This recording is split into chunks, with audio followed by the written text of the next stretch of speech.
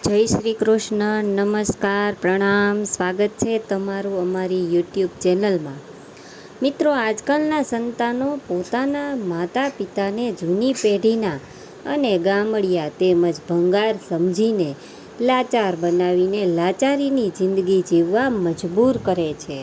અને જ્યારે સંતાનો તરફથી મળવાવાળો ત્રાસ તેની હદ વટાવે છે, ત્યારે માતા પિતાએ ન ચાહતા હોવા છતાં પણ અમુક કઠોર નિર્ણયો કરવા પડે છે.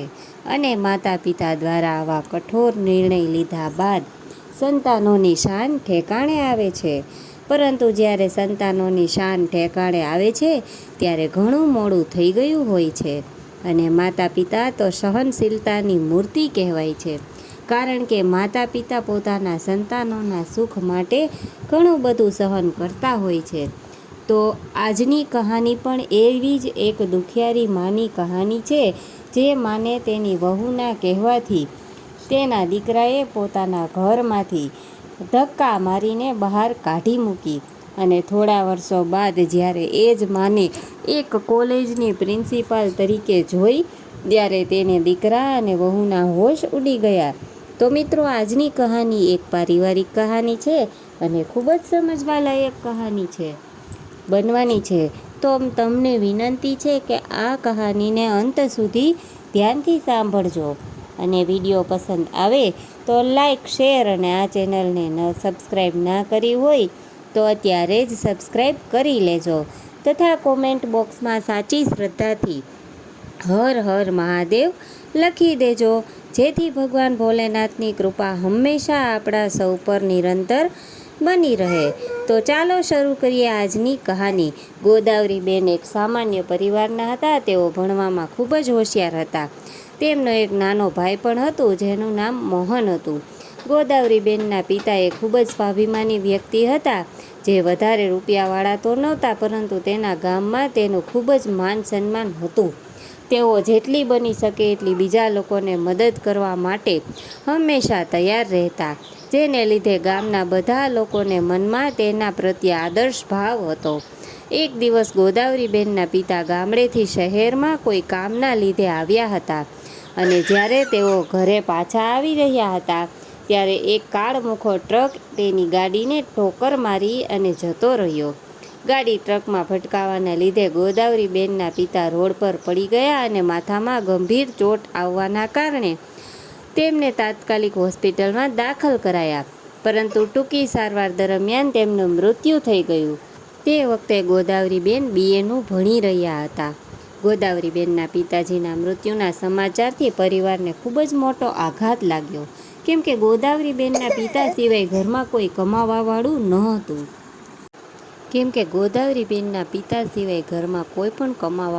ન હતું. ગોદાવરીબેનનો ભાઈ પણ હજી નાનો હતો અને હજી તે ભણતો હતો. થોડા સમય પછી ગોદાવરીબેનના માતાજીએ ગોદાવરીબેનના લગ્ન કરવાનું વિચાર્યું અને તેમના માટે છોકરો શોધવાનું શરૂ કર્યું. અને થોડાક જ સમયમાં તેમને એક ખૂબ સારો છોકરો પણ મળી ગયો અને તેમની સાથે ગોદાવરીબેનના લગ્ન કરવા માટે તૈયાર થઈ ગયા. હવે તેમને ચિંતા થઈ રહી હતી કે ગોદાવરીબેનના લગ્નનો ખર્ચ કેવી રીતે કાઢશે. હજી તો તેઓ આ બધું વિચારી રહ્યા હતા, એટલામાં તેમના ઘરે જીવન વીમાવાળા લોકો આવ્યા અને તેમણે ગોદાવરીબેનના પિતાના મૃત્યુ પછી જે રૂપિયા મળવાના હતા તેના વિશે વધુ જાણકારી આપી. અને તેમને કહ્યું કે તેમના પિતાજીએ આ જીવન વીમા પોલિસી ઘણા સમય પહેલાં જ કરાવી હતી, જેના વિશે ગોદાવરીબેન કે તેમના માતાજીને કંઈ જ ખબર ન હતી. પણ ગોદાવરીબેનના માતાજીને વિચારીને થોડા ખુશ થયા કે હવે દીકરીના લગ્નમાં કોઈ પણ અડચણ વગર શાંતિથી થઈ જશે. પછી તેમણે ગોદાવરીબેનના લગ્ન ભાણજીભાઈ સાથે કરાવી દીધા. ભાણજીભાઈ પણ એ ખૂબ જ સારા માણસ હતા, જે દરેક પરિસ્થિતિમાં ગોદાવરીબેનનો સાથ દેતા હતા. ભાણજીભાઈના માતા પિતા પણ ગોદાવરીબેનને પોતાની દીકરીની જેમ જ રાખતા હતા. અને ગોદાવરીબેન પણ પોતાના સાસુ સસરાને પોતાના માતા પિતા જ સમજતા હતા. અને તેના લગ્ન પછી થોડા જ સમયમાં તેમને તેમના આખા ઘરને સંભાળી લીધું હતું. ગોદાવરીબેન પરિવારને એકત્રિત કરીને ચાલવાવાળા મહિલા હતા. થોડા સમય પછી તેમના ઘરે એક દીકરાનો જન્મ થયો. ત્યારે બધા ખૂબ ખુશ હતા. ઘરમાં નાનું બાળક આવ્યું હતું એટલે બધા તેને ખૂબ લાડકોડથી રાખતા હતા અને તેમની દરેક નાની મોટી ભૂલને પણ માફ કરી દેતા હતા. જેના લીધે ગોદાવરીબેનનો દીકરો હવે દિવસે ને દિવસે બગડતો જતો હતો. પરંતુ તે પોતાના માતા પિતા સામે એવી રીતે વર્તન કરતો હતો કે જાણે તે કેટલો સારો અને સમજદાર છોકરો છે. પણ હકીકતમાં તે બિલકુલ વિપરીત હતો. તે ઘરની બહાર હંમેશા બીજા લોકો સાથે અસભ્યતાથી વાત કરતો અને કોઈનું જરાય માન સન્માન કે લાજ શરમ રાખતો નહીં. તે હંમેશા પોતાની મસ્તીમાં મસ્ત રહેતો હતો, કેમ કે તેને ખબર હતી કે જો તેનાથી કંઈ પણ ભૂલ થઈ જશે તો તેનો પરિવાર તેને માફ કરી દેશે, કેમ કે તેના ઘરમાં બધા લોકો તેને ખૂબ જ પ્રેમ કરતા હતા. એટલા માટે તે ક્યારેય પણ કંઈ પણ કરતાં પહેલાં વિચાર કરતો નહીં. તે હંમેશા વિચારતો કે જો કોઈ ભૂલ થઈ ગઈ તો તે સંભાળવા માટે તેનો પરિવાર તો છે જ ને. આવી જ રીતે ધીરે ધીરે દિવસો પસાર થતા રહ્યા. હવે ગોદાવરીબેન અને ભાણજીભાઈ બંનેના માતા પિતા ગુજરી ગયા હતા અને તે બંને પણ હવે વૃદ્ધાવસ્થા તરફ જઈ રહ્યા હતા. થોડા સમય પછી ભાણજીભાઈની તબિયત થોડી ખરાબ રહેવા લાગી અને તે દિવસે ને દિવસે વધુ ખરાબ થતી ગઈ. જેના લીધે ગોદાવરીબેન ખૂબ જ ચિંતામાં રહેતા હતા. તેઓ પોતાના દીકરાને કહેતા કે પોતાના પિતાને લઈને શહેરમાં વ્યવસ્થિત ચેકઅપ કરાવી આવે અને દવા પણ લઈ આવે. પરંતુ તેમનો દીકરો તેમને હંમેશા કંઈક બહાનું બતાવી દેતો. તેણે પોતાના પિતાની તબિયત વિશે જરાય પણ વિચાર્યું નહીં અને ન તેમને સારી રીતે ચેકઅપ કરાવડાવીને દવા અપાવડી. જેના લીધે ભાણજીભાઈ પણ મૃત્યુ પામ્યા. હવે ગોદાવરીબેન એકલા રહી ગયા હતા.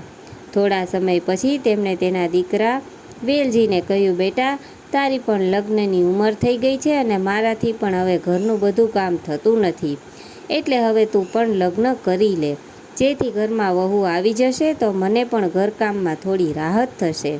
આ બધું સાંભળીને વેલજીએ લગ્ન માટે હા પાડી દીધી.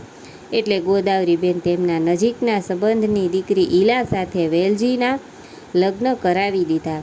વેલજીની પત્ની ઈલા શરૂમાં તો ગોદાવરીબેનનું ખૂબ જ સારી રીતે ધ્યાન રાખતી હતી, પરંતુ થોડા સમય પછી તેણે પોતાનો અસલી રંગ દેખાડવાનું શરૂ કરી દીધું અને પોતાના પતિને ધીરે ધીરે પોતાના સાસુની વિરુદ્ધ ભડકાવવા લાગી. અને વેલજી પણ હવે તો તેની મીઠી મીઠી વાતોમાં આવી ગયો હતો અને પોતાની માને જ ખોટી સમજવા લાગ્યો હતો. એક દિવસ તે ગુસ્સામાં ગોદાવરીબેનને કહેવા લાગ્યો કે તારા જેવી અભણ સ્ત્રી શું જાણે આજકાલના જનરેશનના ખાવા પીવાનું કેવું હોય ને ઓઢવા પહેરવાનું કેવું હોય. માં, તું હંમેશા ઈલા સાથે દરેક નાની મોટી વાત માટે ટોકતી રહે છે. જો તને એનાથી એટલો બધો જ વાંધો હોય તો તું જતી રહે આ ઘરમાંથી. એવું કહીને તેણે પોતાની માને ઘરની બહાર કાઢી મૂકી. એટલે ગોદાવરીબેને કહ્યું, બેટા, એવી કોઈ વાત નથી, મેં તો ઈલાને ક્યારેય કંઈ કહ્યું નથી. એટલે રસોડામાંથી ઈલા બોલી, તમે શું કહેવા માગો છો કે હું ખોટું બોલું છું? તમારા જેવા ગામડાના ગમાર મારા વિશે શું જાણો છો? હું ભણેલી ગણેલીની આજકાલની મોડર્ન છોકરી છું અને તમે હંમેશા મારા કપડાં પહેરવા ઓઢવા પર સવાલ ઉઠાવો છો. એમ કહીને ગોદાવરીબેન સાથે ગુસ્સો કરવા લાગી અને ખૂબ જ મોટો ઝઘડો કર્યો. ત્યારે ગોદાવરીબેને પોતાના દીકરા વેલજીને ઘણું સમજાવ્યું કે બેટા, એવી કોઈ જ વાત જ નથી. મેં તારી પત્નીને એવું કંઈ પણ કહ્યું નથી.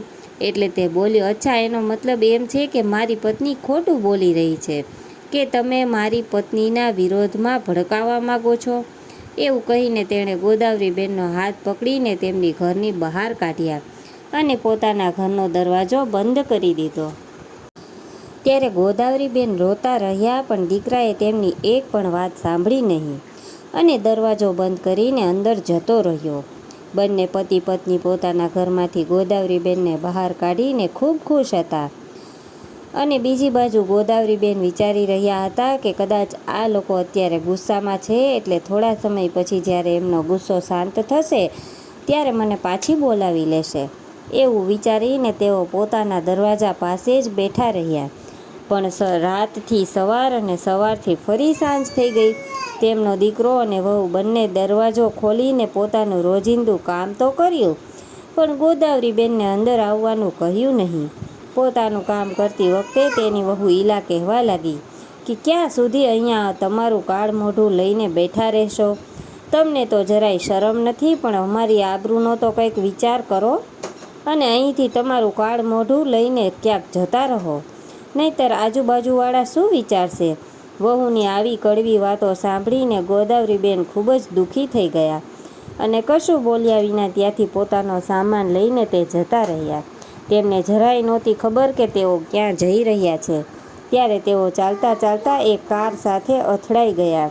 જે ગાડી સાથે તેઓ અથડાયા તે ખૂબ જ સારો અને રૂપિયાવાળો માણસ હતો. એને પોતાની એક નહીં પણ 2-3 કોલેજ ચાલતી હતી. તે તરત જ પોતાની ગાડીમાંથી નીચે ઉતર્યો અને ગોદાવરીબેનને લઈને હોસ્પિટલ પહોંચ્યો અને તેમનો ઈલાજ કરાવ્યો. જ્યારે ગોદાવરીબેન ભાનમાં આવ્યા તો તેમના પર ખીજાઈને બોલ્યો, તમને દેખાતું નથી કે શું માતાજી? જો આજે તમને મારી ગાડીથી કંઈક થઈ જાત તો હું પોતાની જાતને ક્યારેય પણ માફ ન કરી શકત. આખરે તમે કયા વિચારોમાં ખોવાયેલા હતા કે તમને એ પણ ન દેખાણું કે તમે રોડની વચ્ચોવચ્ચ કોઈ ગાડીની સામે આવી ગયા છો? ત્યારે ગોદાવરીબેન બોલ્યા, બેટા મને માફ કરી દે. મારા કારણે તને જે તકલીફ પડી તેના માટે હું તારી પાસે માફી માગું છું. એટલું કહેતા તો ગોદાવરીબેન ધ્રુસકે ધ્રુસકે રડવા લાગ્યા. ત્યારે તે છોકરો, તેનું નામ નિખિલ હતું, તે બોલ્યો, માતાજી તમે મારી પાસે માફી ન માગો અને આવી રીતે રડવાનું બંધ કરો. તમે ઉંમરમાં મારાથી મોટા છો એટલે મારી સામે માફી માગતા સારા ન લાગો. મારી ભૂલ થઈ ગઈ કે મેં ગુસ્સામાં તમને થોડુંક વધારે જ કહી દીધું, પણ મને મારી ભૂલ સમજાઈ ગઈ છે એટલે તમે મને માફ કરી દો કે મેં તમારી સાથે એવી રીતે ગુસ્સામાં વાત કરી. ત્યારે ગોદાવરીબેન બોલ્યા, બેટા તું મારા પર ગુસ્સે થઈને બોલ્યો એટલે હું નથી રડી, હું તો મારી કિસ્મત પર રડી રહી છું. તારી માએ ખૂબ જરૂર પુણ્ય કર્યા હશે કે તારા જેવો દીકરો મળ્યો, અને એક જ હું છું જેને તેના દીકરાએ આજે પોતાના ઘરમાંથી ધક્કા મારીને બહાર કાઢી મૂકી. આ સાંભળીને નિખિલ ચોંકી ગયો અને બોલ્યો, તમે શું કહી રહ્યા છો માતાજી? ભલા કોઈ દીકરો પોતાની માને ધક્કા મારીને પોતાના ઘરની બહાર થોડો કાઢી શકે? માં તો ઈશ્વરનું આપેલું એક અનમોલ રતન હોય છે જે ભગવાને જાતે મોકલ્યું હોય છે. બાળકો માટે તો ભલા કોઈ બાળક પોતાની માને પોતાના જ ઘરમાંથી બહાર કેવી રીતે કાઢી શકે? એટલે ગોદાવરીબેન રડતા રડતા બોલ્યા, બેટા તું કહી તો સાચું રહ્યો છે, પરંતુ દરેક સંતાનના વિચારો તારા જેવા નથી હોતા અને ના તો દરેક સંતાન તારા જેવા હોય છે. ગોદાવરીબેનને રડતા જોઈને, તેમની આવી હાલત જોઈને નિખિલ બોલ્યો, તમારા દીકરાએ તમને ઘરની બહાર નીકાળી દીધા અને મારી મા પણ નથી. હું અનાથ આશ્રમમાં મોટો થયો છું અને ત્યાં જ મેં મારો અભ્યાસ પણ પૂરો કર્યો છે અને અત્યારે હું એકલો જ રહું છું. તો આજથી તમે મારી સાથે રહેજો, કેમ કે મને પણ એક માની જરૂર જ છે અને તમને એક દીકરાની.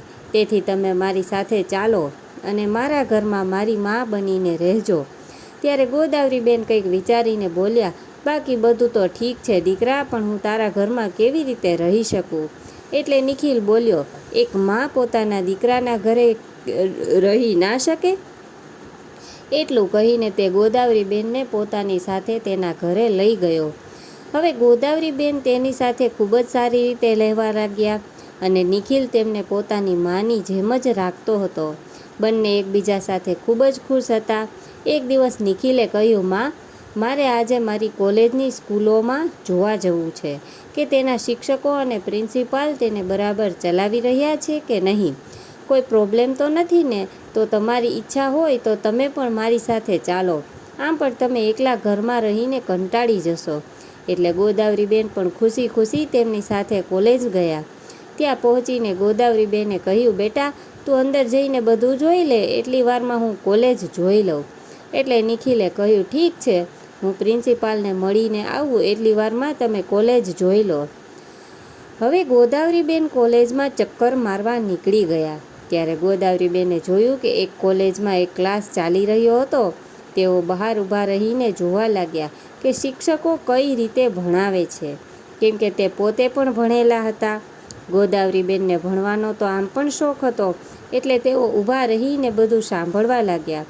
પછી ત્યાંથી નિખિલ તેમને તેની સ્કૂલે લઈ ગયો અને સ્કૂલમાં જઈને બોલ્યો, માજી તમે પ્રિન્સિપાલ ઓફિસમાં ચાલો, હું હમણાં આવું છું.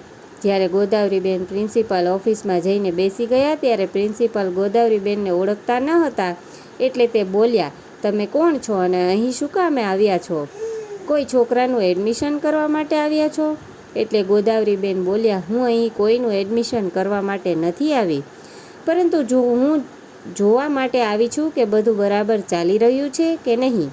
એટલે પ્રિન્સિપાલ હસીને બોલ્યા, તમે એમ કહેવા માગો છો કે તમે આ સ્કૂલની માલકીન છો? એટલે ગોદાવરીબેને કહ્યું, હું નહીં પણ મારો દીકરો આ સ્કૂલનો માલિક છે. એટલે પ્રિન્સિપાલ હસીને બોલ્યા, માતાજી માફ કરજો, પણ આજ પહેલાં તો મેં તમને ક્યારેય અહીંયા નથી જોયા.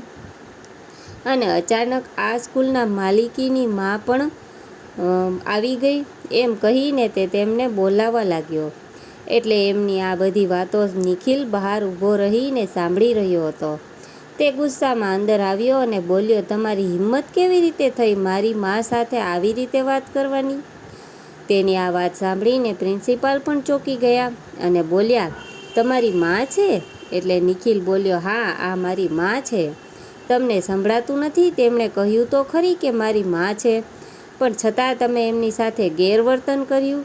અને કદાચ જો તે મારી મા ન પણ હોય તો પણ તમે શું તમે સ્કૂલમાં આવેલા કોઈ પણ મોટી ઉંમરની વ્યક્તિ સાથે આવી રીતના વાત કરશો? માન્યું કે તમે પ્રિન્સિપાલ છો, પણ તમને કોઈએ હક નથી દીધો કે તમે કોઈ પણ માણસને સાથે આવી રીતે વાત કરો. એમ કહીને તેણે તે પ્રિન્સિપલને તુરંત કાઢી નાખ્યા અને પછી ઘરે જતા રહ્યા. હવે ગોદાવરીબેન જે ભણેલા તો હતા જ ને સાથે સાથે ખૂબ જ સમજદાર પણ હતા. તેઓ નિખિલને પરેશાન જોઈને સમજી ગયા કે જરૂર આને કોઈ ટેન્શન છે, કેમ કે સ્કૂલમાં હવે પ્રિન્સિપલ તો નથી, તો સ્કૂલને સારી રીતે કોણ ચલાવશે? એટલે ગોદાવરીબેને તેણે કહ્યું, બેટા તને ખરાબ ન લાગે તો હું એક વાત કહું? બોલો ને માં, શું કહેવા માગો છો? મને ખબર છે દીકરા કે તું સ્કૂલને લઈને ટેન્શનમાં છે. જ્યાં સુધી કોઈ જો પ્રિન્સિપાલ ન મળી જાય ત્યાં સુધી હું તારી તે સ્કૂલને બરાબર હેન્ડલ કરી શકું છું. એટલે નિખિલે હસીને કહ્યું, માજી તેની કોઈ જરૂરત નથી, હું જલ્દી જ કોઈ પ્રિન્સિપાલને શોધી લઈશ કે સારી રીતે સ્કૂલને ચલાવી શકે. એટલે ગોદાવરીબેને કહ્યું, બેટા તું એવું વિચાર કે હું ભણેલી નથી કે હું તેને ચલાવી નહીં શકું. પછી ગોદાવરીબેને પોતાની ડિગ્રી કાઢીને બતાવતા કહ્યું, બેટા આ મારી ડિગ્રી છે, હું ભણેલી ગણેલી અને વેલ એજ્યુકેટેડ છું. હું તારી સ્કૂલને ખૂબ જ સારી રીતે સંભાળી લઈશ અને જ્યારે તને કોઈ પ્રિન્સિપાલ મળી જાય તો તેને રાખી લેજે. મારાથી તારી આ ચિંતા જોઈ નથી શકાતી. ત્યારે નિખિલે કહ્યું, ત્યારે નિખિલ ગોદાવરીબેનની ડિગ્રી જોઈને બોલ્યો, તમે આટલા ભણેલા છો તો તમે મને આટલો સમય કહ્યું કેમ નહીં? એટલે તે બોલ્યા, મને ક્યારેય એવું લાગ્યું જ નહીં કે આ ડિગ્રીઓની મારે ક્યારેય પણ જરૂર પડી શકે છે. હું વધારે ભણવા માંગતી હતી, પરંતુ અમારી પારિવારિક સ્થિતિ ન હોવાના કારણે મારા લગ્ન કરાવી દીધા અને હું વધારે આગળ ભણી શકી નહીં. તેને પોતાની બધી જ કહાની નિખિલને સંભળાવી દીધી. આ બધું સાંભળીને નિખિલ પણ ખૂબ જ ભાવુક થઈ ગયો અને કંઈ બોલ્યો વાંધો નહીં. આજે તમે જે સ્કૂલના પ્રિન્સિપાલ છો અને બીજા દિવસે ગોદાવરીબેને સ્કૂલમાં લઈ જઈને તેમનું ઇન્ટ્રોડક્શન બધાથી કરાવ્યું અને બધાને કહ્યું કે આજથી આ સ્કૂલના નવા પ્રિન્સિપાલ છે. હવે ધીરે ધીરે ગોદાવરીબેનને પણ સ્કૂલનું બધું જ કામ સંભાળી લીધું અને સ્કૂલનું પણ સારું એવું નામ થઈ ગયું. હવે ધીરે ધીરે નિખિલે સ્કૂલમાંથી ગોદાવરીબેનને હવે કોલેજના પ્રિન્સિપલ બનાવી દીધા અને તેમણે પણ પૂરી લગનીથી પોતાનું કામ કર્યું. તેમને બિલકુલ ખબર નહોતી કે તેઓ જે કોલેજના પ્રિન્સિપાલ છે ત્યાં જ તેમનો પૌત્ર એટલે કે તેના દીકરાનો દીકરો પણ ભણે છે. વેલજી જેવો નાનપણમાં હતો તેનો દીકરો પણ બિલકુલ એવો જ બગડેલો અને નાલાયક હતો. તે પણ કોલેજમાં ગેરવર્તન કરતો. એક દિવસ ગોદાવરીબેને તેને પોતાના માતા પિતાને કોલેજ લઈ આવવા માટે કહ્યું, જેનાથી વેલજીનો દીકરો આર્યન થોડો ગભરાઈ ગયો, પણ તે પ્રિન્સિપાલ સામે બિંદાસ બોલ્યો, ઓકે, કાલે હું મારા મમ્મી પપ્પાને પોતાની સાથે લઈ આવીશ. તમારે જે પણ ફરિયાદ કરવી હોય તમે એનાથી કરી શકો છો. મારા મમ્મી પપ્પા મને ક્યારેય નહીં ખીજાય, કેમ કે તેઓ મને ખૂબ જ પ્રેમ કરે છે અને મને હર વખતે સપોર્ટ કરે છે. તેની આ વાત સાંભળીને ગોદાવરીબેનને પોતાના દીકરાની વાત યાદ આવી ગઈ, પણ તેમણે છોકરાને કહ્યું, કંઈ વાંધો નહીં, તારા માતા પિતા સાથે વાત કરવી છે તો આવતીકાલે લઈને આવજે. હવે આર્યન બીજા દિવસે પોતાના માતા પિતાને કોલેજમાં લઈને પહોંચ્યો. જ્યારે તેના માતા પિતા વેલજી અને ઈલા ગોદાવરીબેનને જોયા તો તેઓ ચોંકી ગયા અને તેમના પગ નીચેથી જમીન સરકી ગઈ. તેઓ બંને તેમને જોતા જ રહી ગયા. એટલે આર્યને તે બંનેને કહ્યું, મમ્મી પપ્પા, તમે આ પ્રિન્સિપાલને જોઈને આટલા બધા કેમ ગભરાઈ ગયા છો? પરંતુ ત્યારે તે બંને આર્યનને કંઈ જવાબ આપ્યો નહીં અને વેલજી આગળ જઈને બોલ્યો, મમ્મી શું કરી રહી છે? વેલજીને મોઢેથી મમ્મી શબ્દ સાંભળીને તરત આર્યન બોલ્યો, પપ્પા, તમે આ શું કરી રહ્યા છો? આ તો અમારા પ્રિન્સિપાલ છે. તમારી માં કેવી રીતે હોઈ શકે? તમે તો કહેતા હતા કે દાદી મરી ગયા છે, તો દાદી ક્યાંથી આવી ગયા? તમને કોઈ વહેમ થયો લાગે છે. એટલે વેલજીએ કહ્યું, બેટા, આ તારી દાદી છે. એટલે કે આર્યન બોલ્યો, તમે સાચે જ મારી દાદી હોય તો અત્યાર સુધી તે ક્યાં હતા? તેઓ આપણાથી દૂર કેમ હતા? તેઓ આપણી સાથે ઘરે કેમ નથી રહેતા? આર્યનના પ્રશ્નો સાંભળીને તે બંનેનો ચહેરો ઉતરી ગયો અને તે વિચારવા લાગ્યા કે તેઓ પોતાના દીકરાને હકીકત કઈ રીતે કહે. તે બંને એ જ તેમની માને ઘરની બહાર ધક્કા મૂકી કરી અને કાઢી મૂક્યા હતા. ત્યારે તે બંનેને નવાઈ લાગી કે એમની માં તો અભણ હતી, તો આજે એક કોલેજની પ્રિન્સિપાલ કઈ રીતે બની શકી?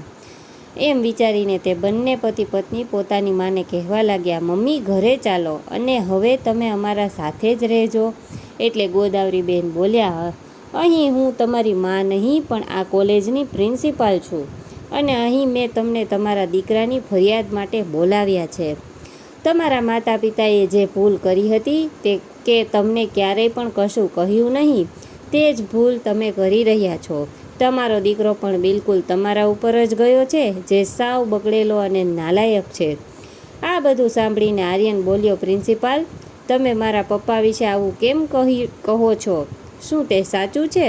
શું તમે મારા દાદી છો? એટલે ગોદાવરીબેન બોલ્યા, હું અહીંયા તમારા ઘરના સંબંધો નિભાવવા માટે નથી બેઠી. જે પણ વાત કરવી હોય તે કોલેજ ખતમ થયા પછી ઘરે જઈને કરજો. અહીં હું ફક્ત તમારી પ્રિન્સિપાલ છું.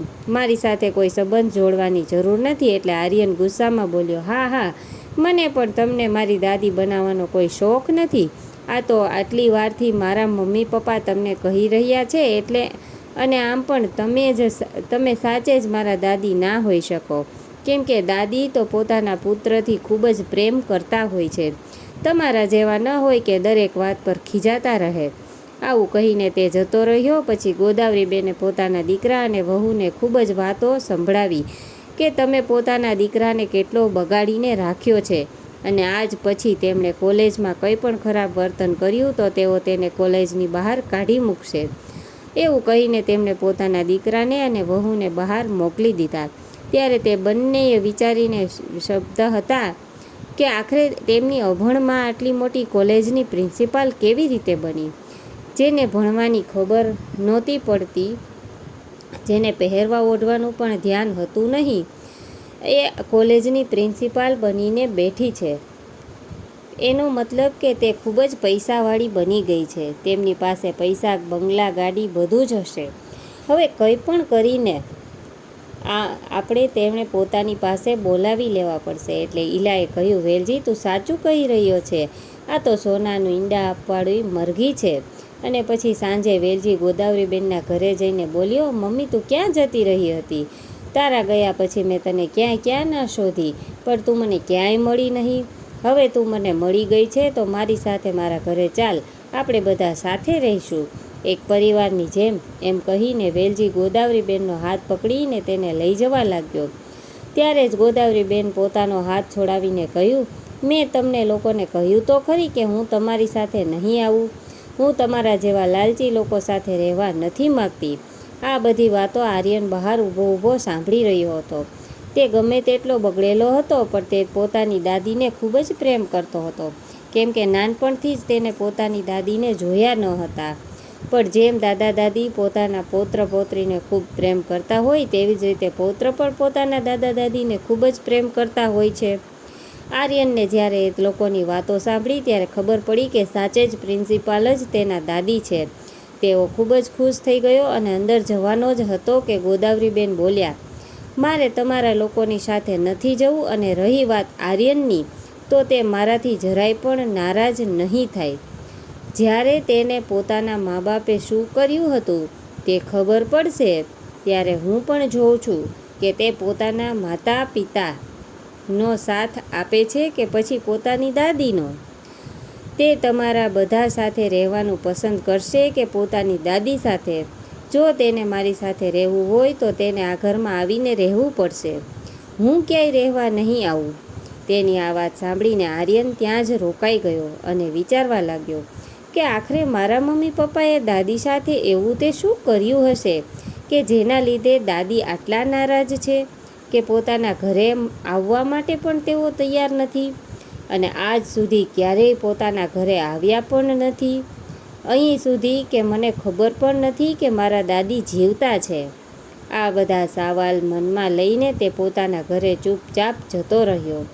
તેના મમ્મી પપ્પા ઘરે આવ્યા તો આર્યને તેણે કહ્યું, મારે તમારા બંને સાથે કંઈક વાત કરવી છે. તો વેલજીએ કહ્યું, બોલને બેટા, શું વાત કરવી છે?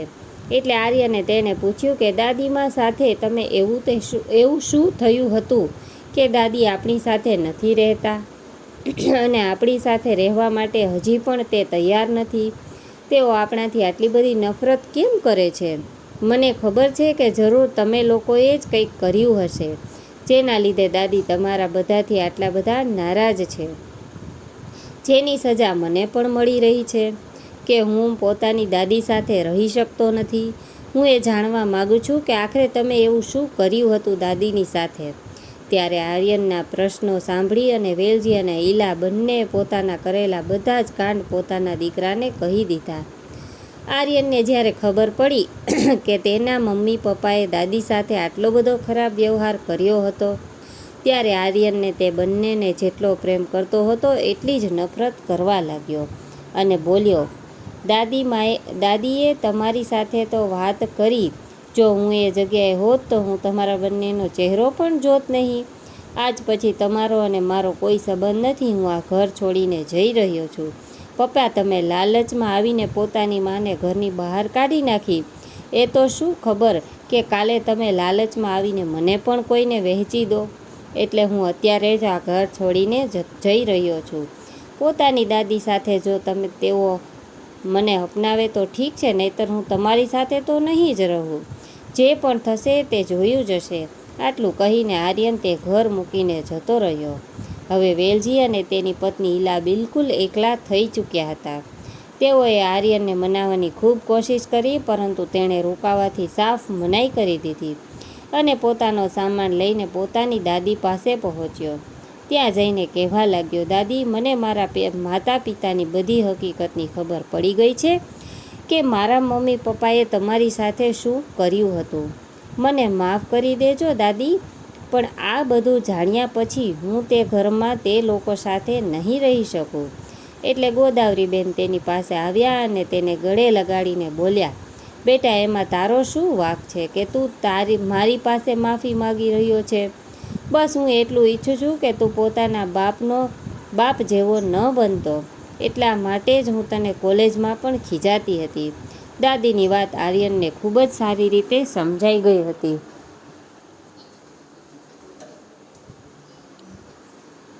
અને તે પોતાની દાદીને કહેવા લાગ્યો, આજ પછી હું કોલેજમાં ક્યારેય પણ એવું નહીં કરું કે મારી ફરિયાદ આવે. તમે જેમ કહેશો તેવી જ રીતે કરીશ. શું હું તમારી સાથે હંમેશા માટે રહી શકું છું? એટલે ગોદાવરીબેને કહ્યું, બેટા, આ ઘરમાં તને રાખવા માટે મારે કોઈને પૂછવું પડશે, કેમ કે આ ઘર મારું નથી. મેં જેને દીકરો માન્યો છે તેનું છે. પછી ગોદાવરીબેને જઈને નિખિલને બધી વાત જણાવી. એટલે નિખિલ બોલ્યો, માં આજે ફરી તમે મને પારકો કરી દીધો, કેમ કે જે મારું છે એ બધું તમારું છે અને તમે જેને ઈચ્છો તેને ઘરમાં રાખી શકો છો. ત્યારે ગોદાવરીબેને કહ્યું, એવી વાત નથી બેટા, પણ મને એમ લાગે છે કે ઘરના બધા નિર્ણયો બધાય સાથે મળીને લેવા જોઈએ, એટલે મેં તને પૂછ્યું. એટલે નિખિલે કહ્યું, માં તમે ઈચ્છો તો તમારા દીકરા અને વહુને પણ આ ઘરમાં રાખી શકો છો. મને કંઈ જ વાંધો નથી, બસ હું એટલું ઈચ્છું છું કે તમે હંમેશા ખુશ રહો. એટલે ગોદાવરીબેને કહ્યું, ના બેટા, મારે મારા દીકરા અને વહુને અહીં નથી લાવવા, કેમ કે એ બંને ખૂબ જ લાલચુ છે. જેમને જેટલું મળશે એટલું ઓછું છે. જો તે અહીંયા આવી ગયા તો ધીરે ધીરે આ ઘરની તમામ ખુશીઓને પણ તેઓ ખાઈ જશે, જે હું જરાય નથી ઈચ્છતી. ત્યારબાદ થોડા સમય પછી ગોદાવરીબેને નિખિલના પણ લગ્ન કરાવી દીધા. જે છોકરી સાથે નિખિલના લગ્ન કરાવ્યા હતા તે છોકરી પણ ખૂબ જ સારી અને સંસ્કારી હતી, જે ગોદાવરીબેન અને તેના પૌત્ર આર્યનનું પણ ખૂબ જ સારી રીતે ધ્યાન રાખતી હતી. તેમને ક્યારેય પણ પારકા હોવાનો અહેસાસ કરાવતી નહોતી. ગોદાવરીબેનને પોતાના સાસુ અને આર્યનને પોતાનો નાનો ભાઈ માનતી હતી. તે બધા એક પરિવારમાં એક સાથે ખૂબ જ ખુશી ખુશી રહેવા લાગ્યા. પણ ગોદાવરીબેનનો દીકરો અને વહુ આજે ખૂબ જ દયનીય સ્થિતિમાં પોતાનું જીવન જીવી રહ્યા હતા, કેમ કે હવે ધીરે ધીરે તેમની ઉંમર વધી રહી હતી અને તેમનો એકનો એક દીકરો તેમની સાથે રહેતો નથી. તેઓ પોતાના કરેલા કર્મને યાદ કરે છે કે જે સમયે તેમની માને તેની જરૂરત હતી ત્યારે તેમણે પોતાની માને ઘરની બહાર કાઢી મૂકી હતી. આજે તેમને પણ એવી જ રીતની હર મુશ્કેલીનો સામનો કરવો પડે છે. એટલે જ કહેવાય છે કે જેવું વાવશો તેવું લણશો. તો મિત્રો, આજની કહાની તમને કેવી લાગી તે કોમેન્ટ કરીને જણાવજો, અને જો પસંદ આવી હોય તો વિડીયોને લાઈક કરી તમારા મિત્રો સાથે શેર કરજો, અને આવી જ અવનવી કહાની સાંભળવા માટે ચેનલને સબસ્ક્રાઈબ જરૂરથી કરી લેજો. તો ચાલો મિત્રો, હવે મળીશું એક નવી કહાની સાથે. ત્યાં સુધી તમામ મિત્રોને જય શ્રી કૃષ્ણ, રાધે રાધે, હર હર મહાદેવ. આ કહાનીને પૂરી સાંભળવા માટે આપનો ખૂબ ખૂબ આભાર.